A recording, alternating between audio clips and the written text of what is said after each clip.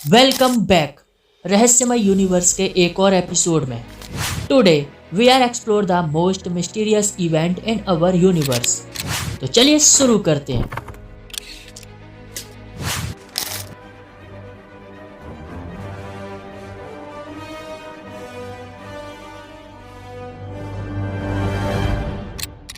Number 1, हाल ही में वैज्ञानिक एक नई रिसर्च पर फोकस कर रहे हैं। एक ऐसी रिसर्च जो यूनिवर्स के इतिहास को समझने में मदद करेगी। यूनिवर्स के ओरिजिन के बारे में और अधिक जानने का मौका मिलेगा। साइंटिस्ट स्पेस में ट्रैवल कर रहे ऐसे तारों की स्टडी करने पर फोकस कर रहे हैं जो अनंत ब्रह्मांड में अकेले घूम रहे हैं। फोर्थकमिंग वेरा सी रोबेन ऑब्जर्वेटरी जो 2025 में पहली बार कॉस्मिक लाइट देखेगी और बेहतर ढंग से ये बताएगी कि यूनिवर्स कैसे विकसित हुआ। ये ऑब्जर्वेटरी मिल्की वे के समूह से अलग हुए स्टार से निकलने वाली डिम लाइट और मुश्किल से दिखने वाले इंट्रा क्लस्टर लाइट की जांच करेगी और उन स्टार्स के फॉसल्स को एनालिसिस करेगी। इस पूरी रिसर्च में हजारों आकाशगंगाओं से अलग हुए स्टार से आने वाली लाइट को ऑब्जर्व किया जाएगा और एक बहुत बड़े पैमाने पर यूनिवर्स के विकसित होने का रहस्य सामने आएगा और आकाशगंगा का वो डरावना रहस्य बताएगा जब सैकड़ों लाखों से लेकर सैकड़ों अरबों के समूह में ये तारे गुरुत्वाकर्षण के कारण बंधे हुआ करते थे। ऐसे ही मिल्की वे सैकड़ों हजारों की संख्याओं में एक साथ समूह में बंध जाती थी। ये समूह ग्रेविटेशनल फोर्स द्वारा निर्मित यूनिवर्स के सबसे बड़े स्ट्रक्चर हुआ करते थे।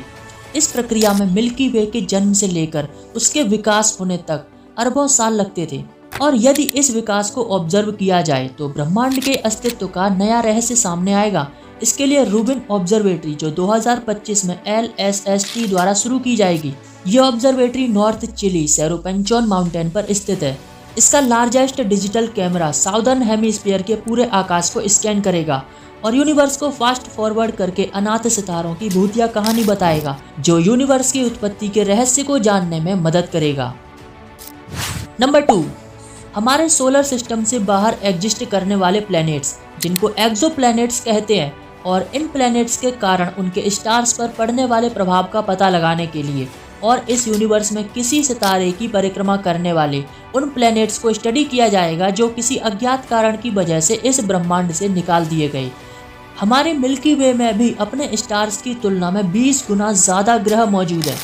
इसके लिए नासा का आगामी नैन्सी ग्रेस रोमन टेलीस्कोप को तैयार किया जा रहा है जो इस ब्रह्मांड में घूम रहे 400 अनाथ दुष्ट प्लैनेट्स की स्टडी करेगा। एक एक्सोप्लैनेट स्टार से आने वाली लाइट को प्रभावित करता है जो अपने स्टार के चमकते हुए शरीर पर ग्रेविटेशनली इफेक्ट डालता है और उससे आने वाले प्रकाश पर खिंचाव उत्पन्न करता है। और इन प्लैनेट्स की खास बात यह है कि ये अपने स्टार से इतनी दूर होते हैं कि इनको पहचानना मुश्किल हो जाता है और इसीलिए इनको दुष्ट प्लैनेट कहते हैं।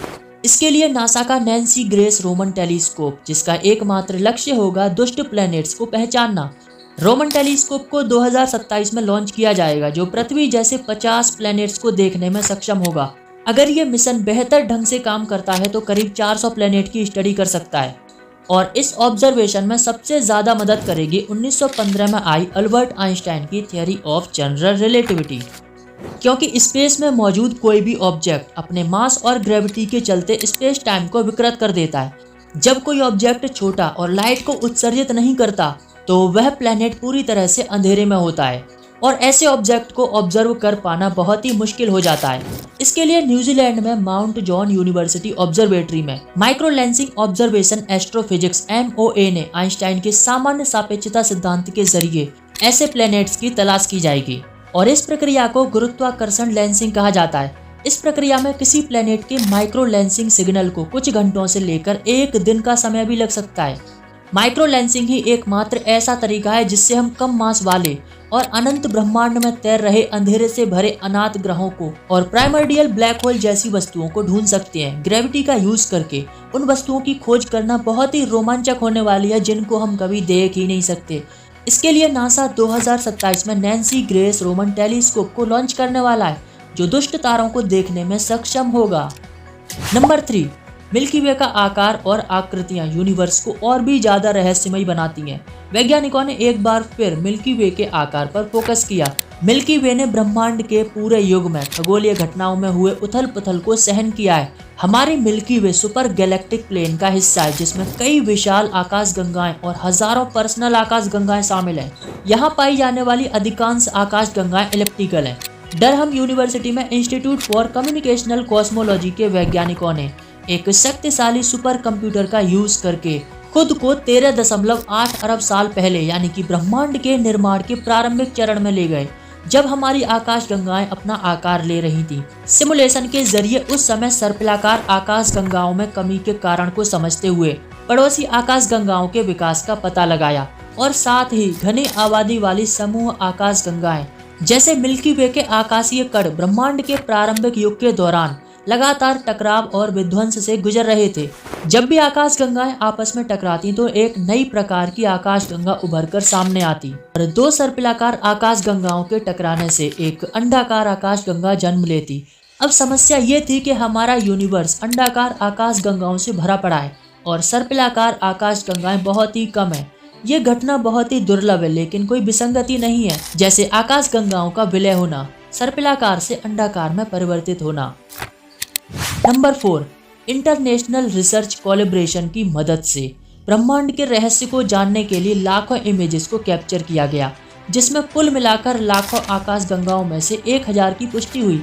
इसके लिए वैज्ञानिकों ने एक खास तरह के टेलीस्कोप को यूज किया।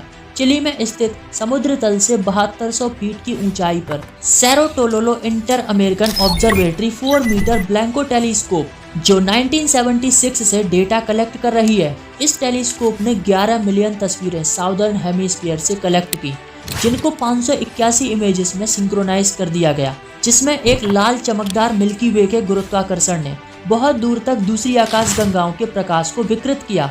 ये घटना गुरुत्वाकर्षण लेंसिंग को दर्शाती है।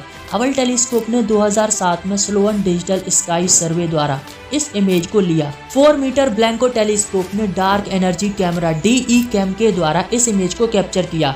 ये टेलीस्कोप आकाश में बहुत बड़ा हिस्सा, लगभग 20 चंद्रमाओं के बराबर का क्षेत्र देखने में सक्षम है। नंबर 5, हमारा यूनिवर्स इतना बड़ा है कि हम उसे शून्य और अर्थहीन मानते हैं। जैसे जैसे हमारा विज्ञान आगे बढ़ रहा है, यूनिवर्स को समझने में हमारी समझ, उसकी उत्पत्ति के बारे में सवाल नया मोड़ ले रहे हैं। ऐसी कई थ्योरी हैं जो यूनिवर्स को एक भ्रम मानते हैं। जीवन का कोई अर्थ ही नहीं, मनुष्य एक अर्थ में कुछ खास नहीं है। इस विचार को कोपरनिकस थ्योरी के नाम से जाना जाता है। निकोलस कोपरनिकस, जिन्होंने महसूस किया कि पृथ्वी सूर्य के चारों ओर घूमती है, उनका कोपरनिकस सिद्धांत कहता है कि मनुष्य किसी अन्य प्राणी की तुलना में ब्रह्मांड में मौजूद कोई विशेष ऑब्जर्वर नहीं है। मनुष्य कोई यूनिक वैल्यू नहीं है। हालांकि विज्ञान ऐसा नहीं मानता। भले ही विज्ञान ये कहता है कि यूनिवर्स का अंत एक विध्वंस है और पुनः अंततः शून्य होना तय है और जीवन का कोई अर्थ नहीं है, लेकिन इस परिवर्तन को रोकना कि हमारा यूनिवर्स फिर से अत्यधिक गर्म शून्य में परिवर्तित न हो जाए और जीवन निरंतर बना रहे, इसके लिए विज्ञान यूनिवर्स के रहस्यों को जानने के लिए लगातार प्रयास कर रहा है।